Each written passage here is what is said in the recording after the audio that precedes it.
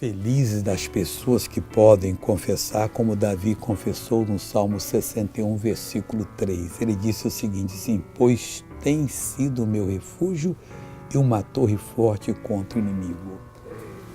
Isso fez com que não perdesse batalha alguma. O inimigo vinha de todo lado, tentava surpreender, às vezes era um exército poderosíssimo, ele entrava no meio, acabava com todo mundo. E por que ele tinha sucesso?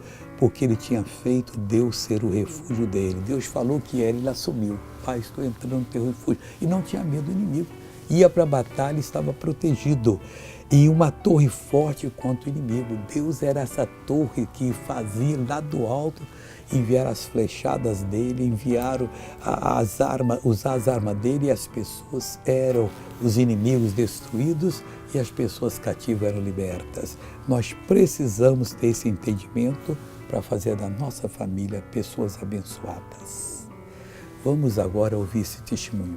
Dor aonde, irmã? No joelho. No joelho. Quanto tempo? 5 anos. Foi embora agora?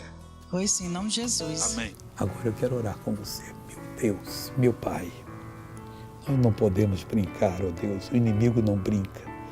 Ele vem do leste, do oeste, do norte, do sul, vem de todos os lados para nos destruir. Mas Deus, o Senhor é o nosso refúgio. O Senhor é uma torre forte contra o inimigo, portanto eu arrebento com esse poder maligno e saia dessa pessoa em nome de Jesus Cristo. Se levanta a mão e diz obrigado, Jesus, e amém.